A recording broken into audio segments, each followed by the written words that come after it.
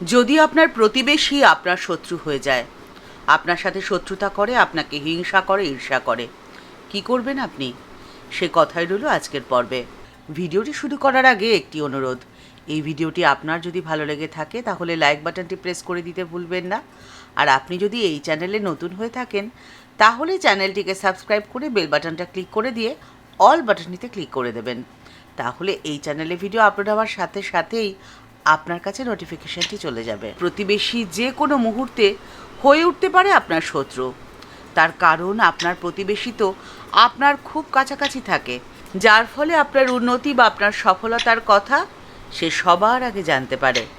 মানুষ যতটা ভালো সেজে আপনার কাছে থাকছে ততটা ভালো কি সে হয়? আপনার অবনতিতে বা আপনার কষ্টে সে আপনার সামনে বিমর্ষ ভাব দেখালেও মনে মনে যে সে খুশি হয়নি এই গ্যারেন্টি আপনি দিতে পারবেন না। আর ঠিক সেভাবেই আপনার উন্নতিতে বা আপনার সফলতায় সে যে আন্তরিকভাবে খুশি হয়েছে সেটাও আপনি সঠিকভাবে বলতে পারবেন না। বেশিরভাগ ক্ষেত্রে আপনার উন্নতিতে তার হিংসা হওয়াটাই অত্যন্ত স্বাভাবিক বিষয়। কারণ এই জগৎ সংসারে কেউ সত্যিকারের ভালোবাসতেও পারে না, আর কেউ প্রকৃত আপনও হতে পারে না। এই কথাটি আপনি যত তাড়াতাড়ি মেনে নিতে পারবেন আপনার জন্য ততই মঙ্গল। বেশিরভাগ ক্ষেত্রেই এমনটা দেখা যায় যে সামান্য তুচ্ছ কারণে যখন ব্যক্তিগত স্বার্থে আঘাত লেগেছে তখনই আপনার প্রতিবেশীর বন্ধুসুলভ মুখোশটি আপনার সামনে খুলে গেছে, বেরিয়ে এসেছে তার আসল মুখটি। আর তখন আপনি হতাশ হয়ে পড়েছেন। কিন্তু হতাশ নয়, আপনাকে আপনার প্রতিবেশীর সাথে এমনভাবে মিশতে হবে যাতে আপনার প্রতিবেশীর শত্রুতাকে নিয়ন্ত্রণ করতে পারেন আপনি নিজেই। আপনি আপনার প্রতিবেশীর সাথে এমনভাবে মিশুন যেন আপনারা দুজনে একটি রেল ট্র্যাকের দুটি লাইন, পাশাপাশি চলছেন, সমান্তরালভাবে চলছেন, কিন্তু একটি নির্দিষ্ট দূরত্ব মেনে চলবেন। আর এর জন্যে আপনাকে 3টি কথা মেনে আপনার জীবনে চলতে হবে। প্রথম, আপনার গোপনীয়তাকে বজায় রাখতে হবে। আপনার গোপন কথা, আপনার মনের কথা আপনি মাত্র একজনকেই বলতে পারেন।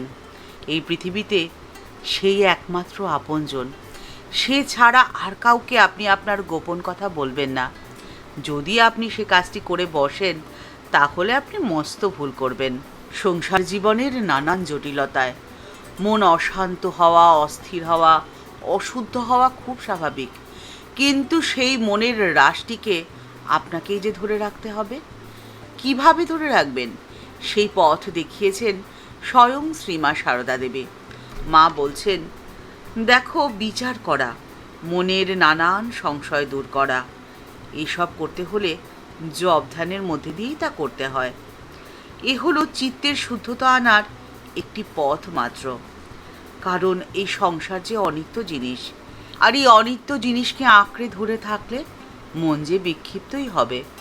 মনের বিক্ষিপ্ততা থেকে মনকে গুটিয়ে শুদ্ধ করে নাও, তারপরে তার সান্নিধ্য লাভের জন্য ব্যাকুল হও। তারপর তার কৃপা যে কিসে হবে তা তিনিই জানেন।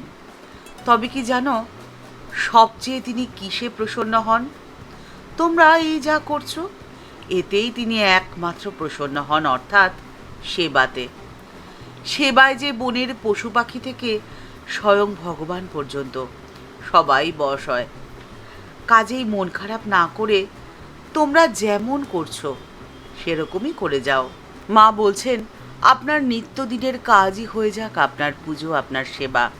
আপনি নাইবা পেলেন আলাদা করে তাকে ডাকার সময় আপনার প্রতিদিনের কাজকর্মর মধ্যে দিয়েই আপনি তাকে ডাকতে পারবেন। তাই তো মা বলছেন, আপনার জনকে আবার চাওয়া চাইর কি আছে? আপনি আপনার ঈশ্বরকে যদি আপনার জন বলে মনে করেন তাহলে দেখবেন আপনি আপনার অন্তরে এক অদ্ভুত শান্তি অনুভব করছেন। আপনাকে দ্বিতীয় যে কাজটি করতে হবে সেটি হলো, আপনি কাউকে এতটাও বিশ্বাস করবেন না যে আপনার বিশ্বাসে আঘাত হানার হাতিয়ারটি আপনি তাদের হাতে তুলে দেবেন। আপনার বিশ্বাসটি ধরে রাখুন আপনার নিজের কাছেই। আর এই কাজটি আপনি করতে পারবেন আপনার মনকে নিয়ন্ত্রণের মধ্যে দিয়েই।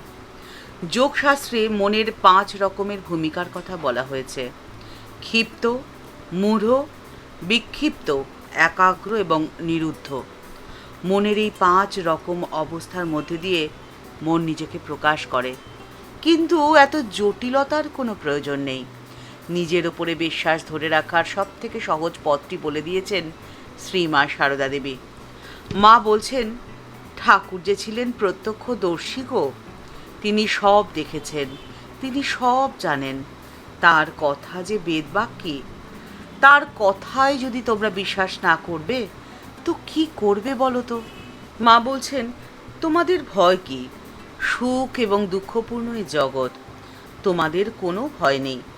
বিভীষিকা আসুক না, আসুক প্রলোভন, তাতে তোমাদের কি হবে? তোমাদের তো কোনো ভয় নেই। জীবনের প্রত্যেকটি সময়, সকল অবস্থাতেই তোমরা এই কথাটি মনে রেখো যে তোমাদের পেছনে রয়েছেন স্বয়ং ঠাকুর। তিনি যে সব দেখছেন, সব জানেন।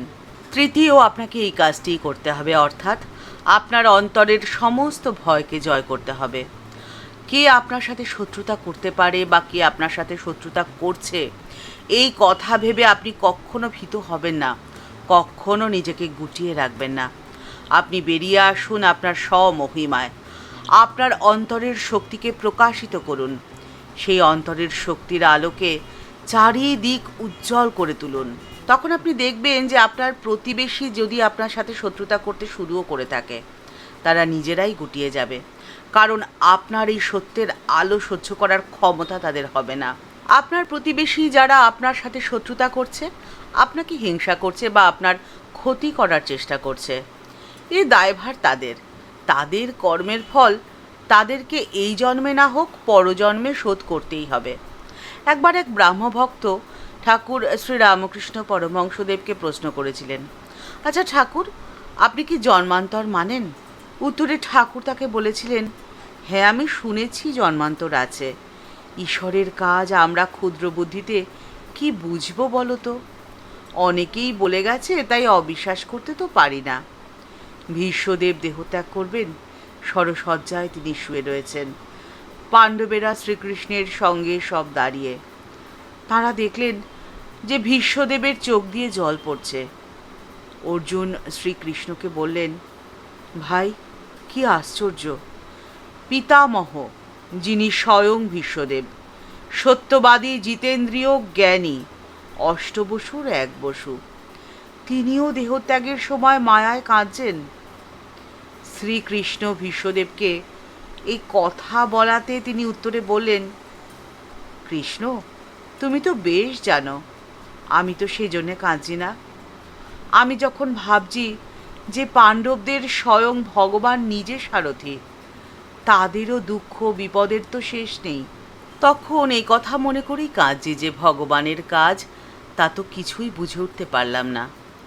তাই ভগবানের কাজের বিচার করা তো আমাদের সাজে না, কারণ তা সম্ভব নয়। তাই ঠাকুরের নির্দেশ, ঈশ্বরের মাধুর্যরস। তাই ঠাকুর বলছেন, ডুব ডুব ডুব রূপসাগরে আমার মন, তলাতল পাতাল খুঁজলে পাবি রে প্রেম রত্নধন। খুঁজ খুঁজ খুঁজ খুঁজলে পাবি হৃদয় মাঝে বৃন্দাবন। দীপ দীপ দীপ জ্ঞানের বাতি, জ্বলবে হৃদে অনুক্ষণ। আপনি যদি ঠাকুরের আদেশ এবং নির্দেশ মেনে আপনার জীবনের পথে চলতে পারেন, তাহলে আপনার প্রতিবেশীর সাধ্য কি যে আপনার সাথে শত্রুতা করবে? আপনি থাকবেন নিশ্চিন্তে এবং নির্ভয়ে, সে ডুবে যেতে, কারণ তার অনন্ত সৃষ্টি, অনন্ত ঐশ্বর্য। আমাদের অত খবরে তো কাজ নেই। ঠাকুরমা স্বামীজির চরণে প্রণাম জানিয়ে আজকের পর্ব এই পর্যন্তই। দেখা হচ্ছে পরের পর্বে। আজকের পর্বের উপস্থাপনা যদি আপনার ভালো লেগে থাকে তাহলে লাইক বাটনটি প্রেস করে দিতে ভুলবেন না, আর আপনার মতামতটি কমেন্টস বক্সের মধ্যে জানালে আমাদের ভালো লাগবে। এই ভিডিওটি আপনার যদি ভালো লেগে থাকে তাহলে তা অনেকের মধ্যে শেয়ার করে দিতে পারেন। আমাদের এই চ্যানেলকে ভালোবেসে যারা আপন করে নিয়েছেন তাদের জানাই ভালোবাসা, শ্রদ্ধা ও প্রণাম। কিন্তু যারা এখনও এই চ্যানেলটি সাবস্ক্রাইব করেনি তাদের কাছে বিনীত অনুরোধ রইল চ্যানেলটি সাবস্ক্রাইব করে বেল বাটনটা ক্লিক করে দিয়ে অল বাটনটিতে ক্লিক করে দেওয়ার জন্যে। তাহলে এই চ্যানেলের ভিডিও আপলোড হওয়ার সাথে সাথেই আপনার কাছে নোটিফিকেশান চলে আসবে। সবাই ভালো থাকবেন, সুস্থ থাকবেন। দেখা হচ্ছে পরের পর্বে। নমস্কার।